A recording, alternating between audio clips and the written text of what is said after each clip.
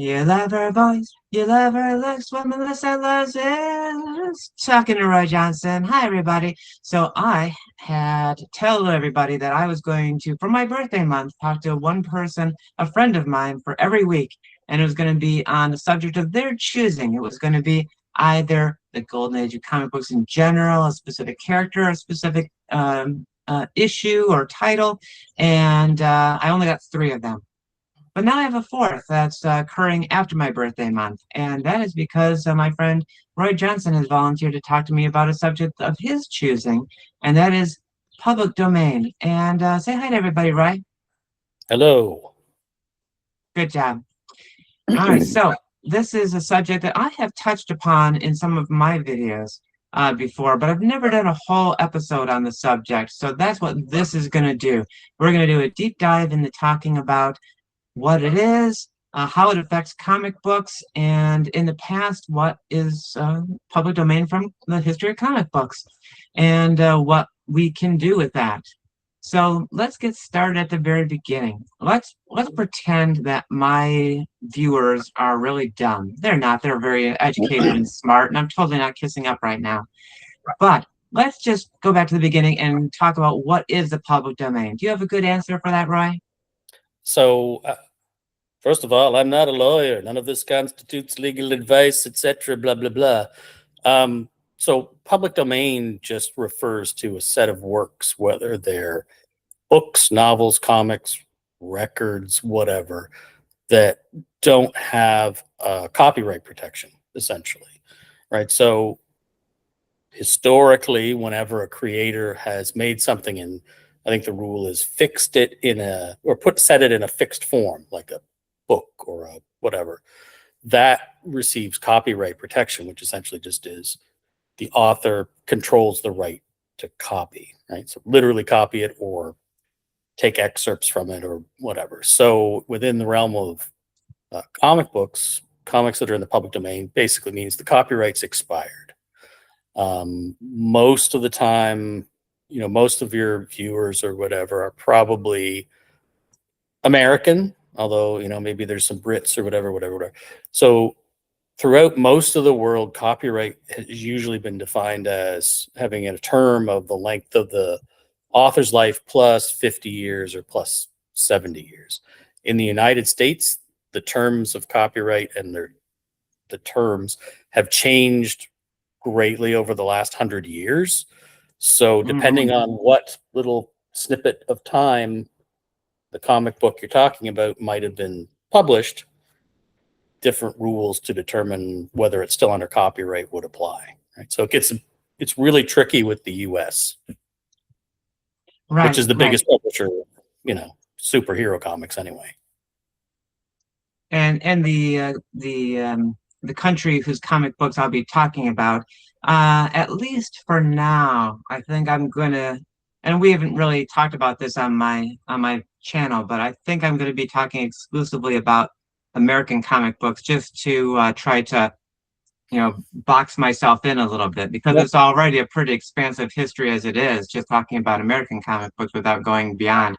Although I will mention, for context, occasionally I'll throw out something like mentioning Tintin. I'm going to do it again this episode, by the way.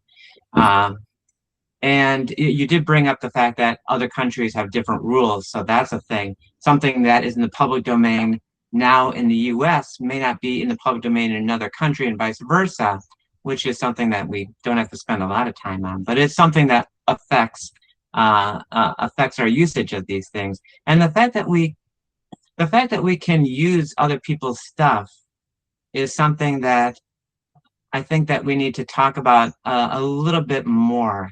So there's like nothing in nature that protects our intellectual property and keeps other people from using it. Like if I write something, if I make a song and everybody reads that or hears it, in all throughout history, they could do the same thing. Like that was actually how it was meant to work.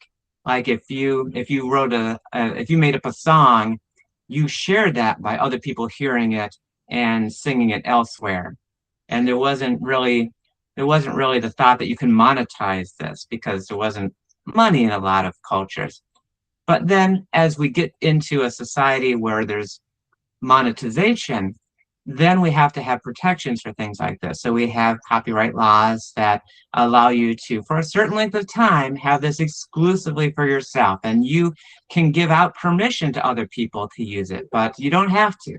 And it's yours for this length of time, and no one else can make use of this and profit off of it without your permission. And there's other things to consider too, like there's fair use. I don't know if we're going to get into that. Um, we may not touch on.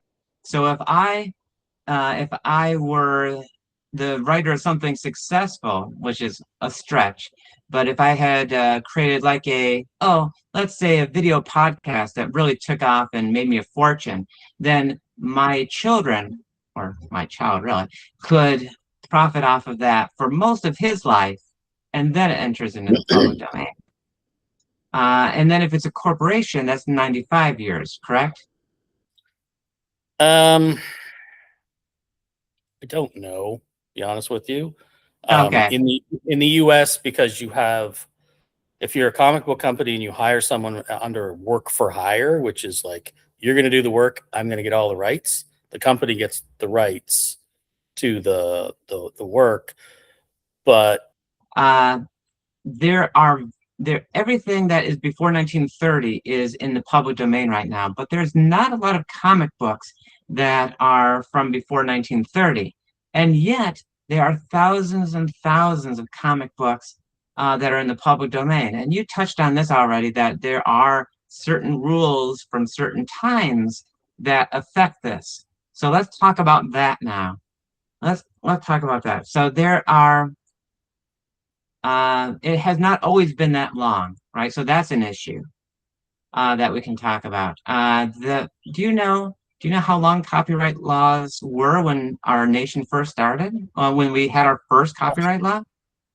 From what I don't specifically know that. Like, if we look at it from the point of view of Golden Age comics, right, and even before that, there's today there's an overarching rule: if the work is in the United States 95 years old or older, it's public domain, no matter what any of the other details are.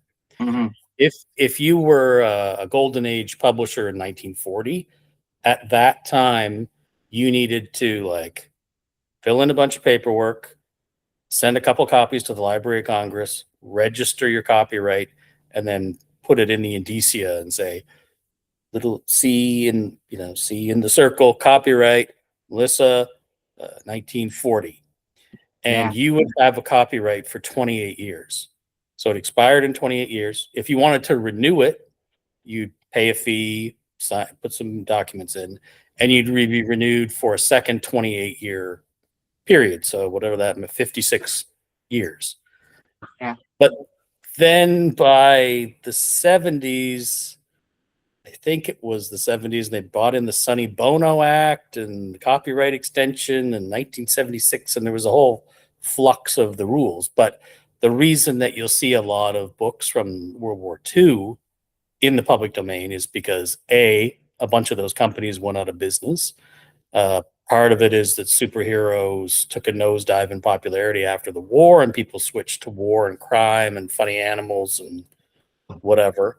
So you have all those obscure Fox and Nedder and Four Color Graphic, whatever the companies are, that went out of business. So there's no copyright holder.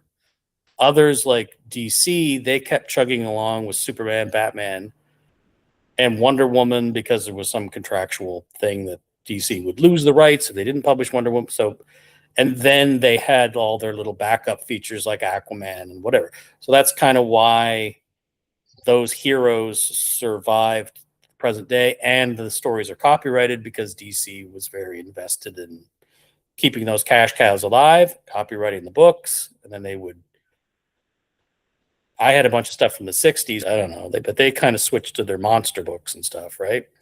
So anyway, so World War II books, the reason there's so many public domains, the companies went out of business, and or they didn't renew their copyrights in the 28-year span. So you've got all these four-color underwear on the outside guys went out of business or just abandoned the business of comic books. There are companies that Yeah. still remained, but decided that comic books was a losing investment and bailed from it. Like Fawcett survived for years after they stopped publishing comic books, but you know, They did it wasn't magazines. something. Yeah, they actually published Dennis the Menace for years after they gave up on their own comic book titles. And gosh, I forget what else Fawcett did. I think they had a clothing line, if I remember correctly, or I'm mixing that up with something else. But regardless, the point is that there's lots of things that happen to a company in 20 some years at that time. Yeah. Maybe you ran out of money, maybe you ran out of interest, maybe Or DC had a strangulation on the distribution network. Right. There was all kinds of things that could happen to your company back then that make you forget about maybe those characters that you had the rights to, and you decided to either you decided to abandon them, or because of financial reasons you just couldn't do it, or you forgot some element in the Charlton. And we'll probably come back to all these examples again, but Charlton was famous for forgetting to put things in their books. And so many of these things were seen as ephemeral at the time, right? There was no thought that in 60 years, 60, 80 years in some cases, that people were still going to be wanting to read these comic books. They were going to be gone by then. So why bother? Why bother?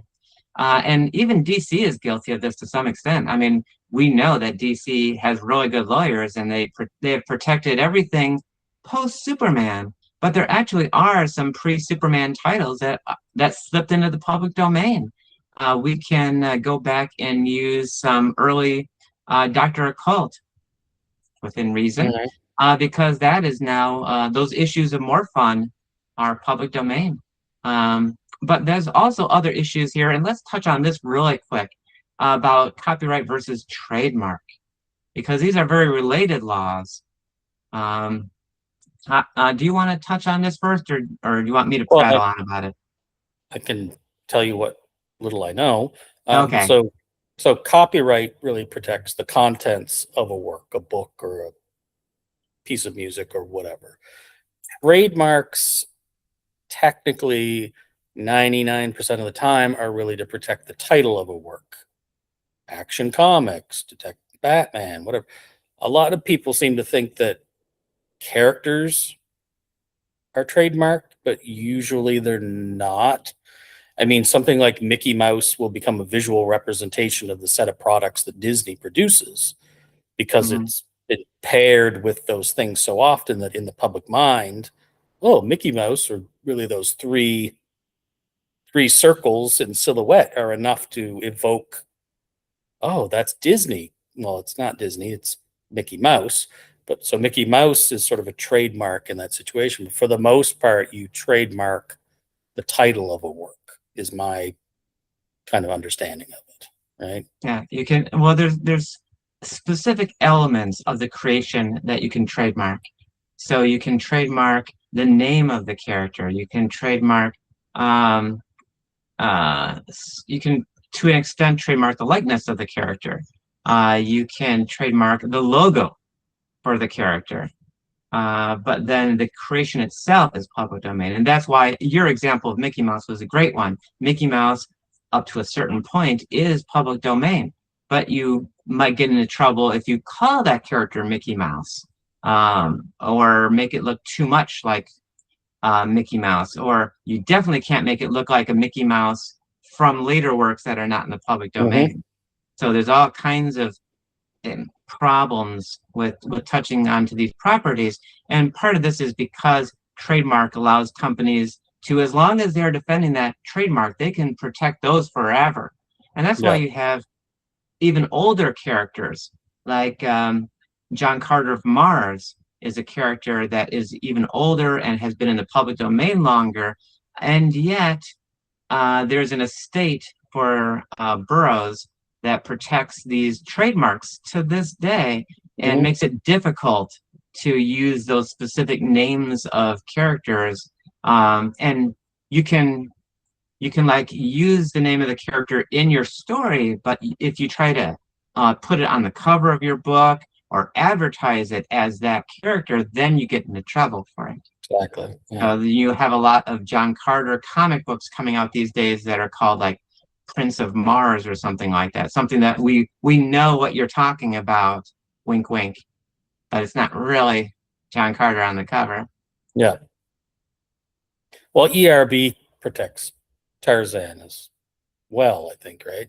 Oh yeah. The big challenge is that a trademark, public domain superheroes, most people, if they're familiar with them at all, would probably know them from the Alex Ross Project Superpowers series, where he sort of resurrected, or the writers resurrected, a bunch of those characters into a modern day setting and series. And now some of them, we're jumping into a new subject where there are people now going back and using these characters that are available to us and resurrecting them. So Alex Ross and that Project Superpowers is one great example of that, and we can go back further to talk about Malibu Comics.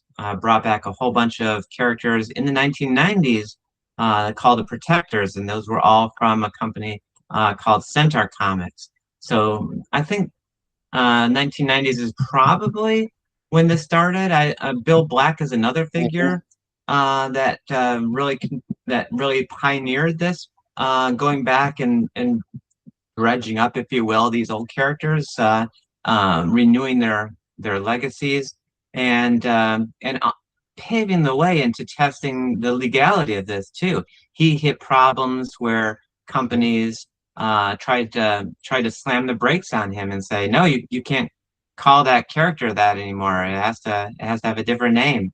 And yet now we because we followed in his footsteps, we have all kinds of people that are doing their own comic books using these characters. Some of them are very, very small press. We'll get to that really soon. Centaur, or the companies that become Centaur, would be the very earliest example I know of, and I've talked about this on my channel, of a company that went bust and all their characters became public domain. This was Comics Magazine, the very first competitor that offered all original material. They went belly up after two other companies owned the material, Ultim and then Centaur, and that is all ours now. And some of these characters are so super obscure that you have to wonder, is it even worth it resurrecting them or just create a new character?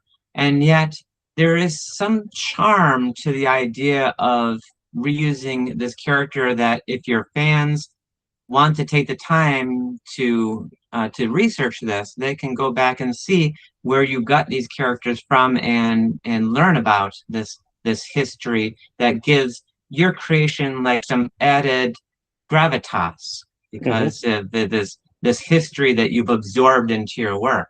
Did you want to talk about that any right now?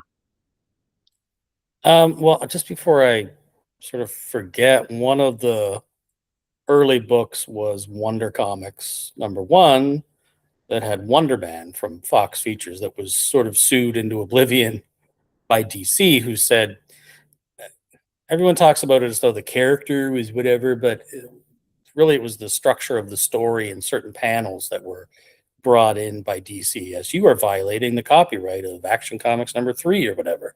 So this character, the company gets sued.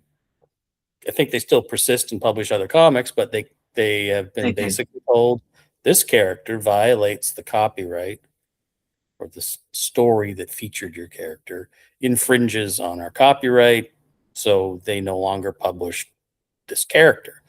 So therefore it was never renewed, therefore it's in the public domain, even though it was said to be a violation of someone else's copyright. But if you use it now, it wouldn't violate the Superman copyright, because there's been a whole slew of long underwear people since 1938, right? Like, isn't that crazy? It just blows your mind that Well, they did the this same was with fucking illegal at the Bible. time, and now it's public domain, and we can use it. And it doesn't seem like it makes sense, and yet following the law, it really does work. So there are people that have resurrected Wonder Man, the original Wonder Man from Fox Comics. Gosh, I'm blanking on his name. I'm so sorry, the person out there responsible for this, but he worked with Stephen Butler, the Archie Comics artist, to bring about his own comic book universe using public domain characters. Barry And Gregory. yes, that was a Barry Gregory. Thank you so much, Barry Gregory. If you're listening, you can thank Roy for this. That you got that plug. But yeah, so that would be an example of someone that has brought back characters from Fox and Wonder Man in particular. So that if you can find this comic book, because sometimes these very small publishers today can be very very hard to find. Distribution has been an issue throughout the history of comic books. Um, and let's talk for a moment about the issues uh, with public domain, because we talked about public domain as a really great thing so far, that we have access to so much material that we can use in any way we want. It's a gold mine that we've been mining really for centuries. Like I'll bring up the famous example of Shakespeare that is public domain, and we keep doing adaptations of Shakespeare because not only is it good, but because we don't have to pay the estate of William Shakespeare any money to license that. So that's why we keep revisiting all these things. Um, but there's downsides to it as well. And we've already alluded to some of them, like the fact that the protection keeps expanding. I'd asked you earlier if you knew what the earliest, what this length of time was when we got our first copyright law. I actually know the answer to that. It was 14 years. The very first copyright law in the United States was for 14 years. It was yours, and then it enters the public domain. That is so different from what we have now. And I wouldn't want to go back to that, because already I've written stuff that I profit off of that I would no longer have access to at this point. So in my own interests, I wouldn't want to go back to that. But I definitely think that what we have now is a problem, because there's so much that we could have already. Like, just by the rules from the 1960s and early 70s, Spider-Man would be in the public domain right now. And I could write a Spider-Man story and publish it with Peter Parker, Aunt May, J. Jonah Jameson, and they would all be mine because they'd be public domain if those rules hadn't changed and protected these things. And they become stale, right? I cannot read a Spider-Man comic book anymore, and not everyone's going to agree with me on this. There's plenty of people that love Spider-Man comic books still, but the regurgitation of the same storylines, because the characters can't really grow, I think is an issue that these copyright laws create. If Spider-Man was in the public domain, we would see so much more happening with the character. And we see people that could take the character in any direction. And yes, we would get the obligatory horror film where Spider-Man is a monster, because that apparently is a thing that happens now. Every year something enters the public domain. But after that, we'd get some really good ideas. So I think that's an issue that we need to have some discussion about. Maybe not between you and me, but as a society, we need to talk about, are we protecting corporations' interests way too much? I see you nodding. Can I interject with something that's it's on topic, but it's off topic? Absolutely. I remember reading in the 80s, so I would have been 10, 11, 12, whatever, in a science fiction magazine. The premise of the story was that copyright went on too bloody long. And I don't remember the details of it, but there was someone basically making the plea that, Mickey Mouse should be in the public domain. This is stupid. Why can they? And it was obviously exploring the societal ramifications of an extended copyright, but in the form of a narrative story that was interesting. So it's like, where does it end? What is the purpose of copyright protection? Prior to corporations, it was humans, right? So it would Yeah. make sense logically that your copyright should last at least until you're dead, because you did it, you control it. Beyond that, it's like, if you're talking about human beings and not corporations, to me, 25 years after death seems reasonable. That way your offspring can profit on it for a period of time, but it's not an excessive, like, do you need 70 years? Like, what is that? And I think you're generous. I'm a bit more radical on that. I would probably cut off all yours after death. But yeah, I think that there is way too much siloing of all this good stuff that should be sure, ours. And all this is not to protect the kids. That's not why we have this. It is because the corporations want this, and like as a throwaway, sure, yeah. it becomes, oh yeah, we're doing this for the kids. And the mouse has been famous for being a driving force in extending the copyright term for corporate protection. And I don't, screw corporations, but it also, like, our Like, laws man, supposedly exist to protect us and serve our interests. So it's within a lot of people's interest that their kids can inherit a good discussion, but I have no definitive answer for it, right? oh no, no. Well, we're not going to be passing legislation today that's going to change anything. Or this is just a chance for both of us to rant and vent a little bit. Now let's talk about something positive again. Let's go back to talking about let's do a little self-promotion, because both of us have worked with public domain. I have. I don't talk about this a lot on my own episode. I'm not going to dwell on this long, but I have my own role-playing game, Hideouts and Hoodlums, that uses a lot of public domain comic book art. It is a role-playing game about gold. Well, it Anything golden. emulates primarily the golden age of comic books. So it is relevant that this is an image of Dr. Mystic from Comics Magazine on the cover of this. And then I also have created a few comic books reprinting Centaur and Comics Magazine characters, and that's my title, Funny Picture Stories, reusing one of their titles. Now you also have a comic book, and this is your chance to talk about what you've done with the public domain. Wow, this is so unexpected, Melissa. I didn't even I know, anticipate it. I'm extremely generous.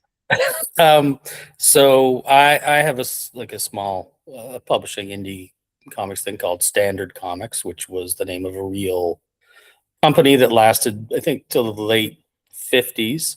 I didn't really start out with the idea of I'm going to make comics. I basically started commissioning artists to draw things for me. And I said, well, maybe I should have a theme for that. And for whatever reason, I landed on the theme of, well, what about all these obscure comic book superheroes that disappeared into the public domain, and sort of started making little fake covers and so on. And then I eventually realized, well, I could just pay somebody to draw some comics. So in a metatextual sense, I kind of imagined this one company, Standard, bought up all the copyrights for all these companies, Centaur and this, that, and the other thing, and whatever. So I put them all under one imprint. So I started publishing with a Marvel handbook, DC Who's Who type of book to some of these characters. And then I thought the most bang for the buck would be a team book. Put all of 2 Seconds Thought into the title of it, The Sentinels, which has been used by 10,000 other people, which basically combines in a sort of a Bronze Age style public domain superheroes from the 40s brought up to the present day, combined with some of my original ones, and basically just trying to evoke the feel of those. You'd go to the spinner rack at the local newsstand, if you're old enough to remember that. I do. Oh, what is this? Oh, what is this? Avengers 125. What is this? Oh, I like that. I will go back and get the next issue or the previous ones. So I just kind of started the series in media res, or whatever it's called, where you're kind of in the midst of this publishing history we just haven't seen. So it imagines that this company's been publishing comics up to that first issue, and then I basically just tried to tell the best stories I could. I didn't want to get too much into, I'm going to use this as a platform to talk about the comic industry or anything.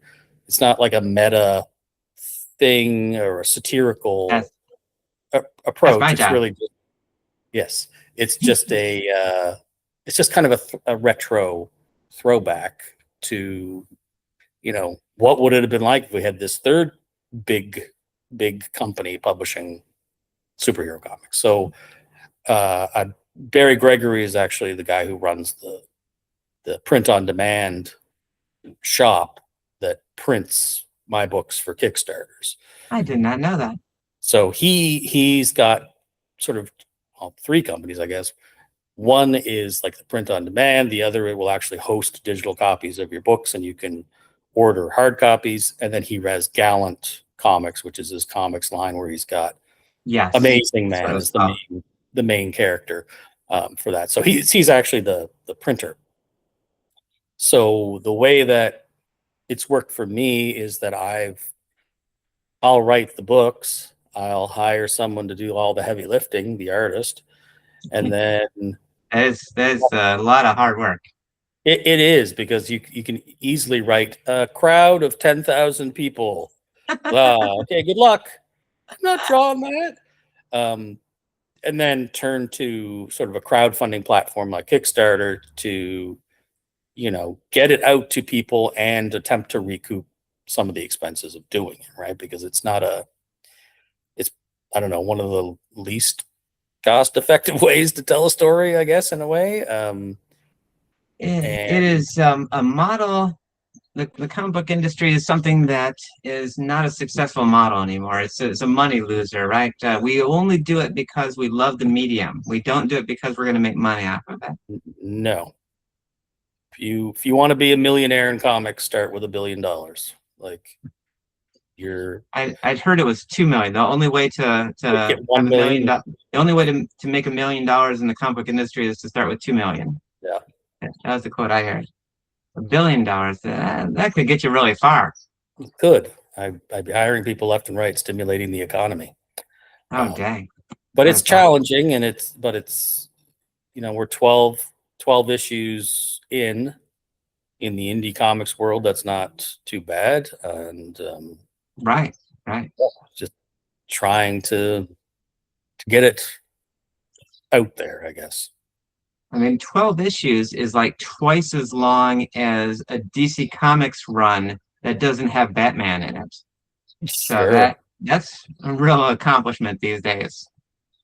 Kudos to you for that. It means that you really are dedicated to this concept, even if it's something that you came up just kind of randomly with. Mm-hmm. This ties in a lot with my last episode. So for people that haven't watched it yet, please view the one with Ray McKay, where we talked about Standard. Standard is a company that has a lot of different names it's known by. So you might know it as Netter, you might know it as Better. What's the fourth one? It's Better, Standard. I think there was one that was great publications, and one of the Better. No, I already said Better. Better, Standard, and Great. But I don't know if I've ever seen Netter written down in the indicia of any of the books, which doesn't I mean haven't anything. either. I'm not sure where that term comes from. I'm gonna have to do an episode about that I someday. think it was I also wanted to point out that you're not the person that invented the idea of creating a fictional universe and just picking stories here and there to share with us that makes it appear that there is a larger cohesive whole. Me and Ray talked about Big Bang Comics, which is a thing that stretches back to 1994, and which was uh, I think it's hugely successful. Maybe for an financially indie. not. But in terms of what Gary Carlson and Chris Ecker accomplished of creating this fictional line of comic books that exists only in the moments that we see of it, that represent this whole, I think that's a really fun project. I just love the thought of taking little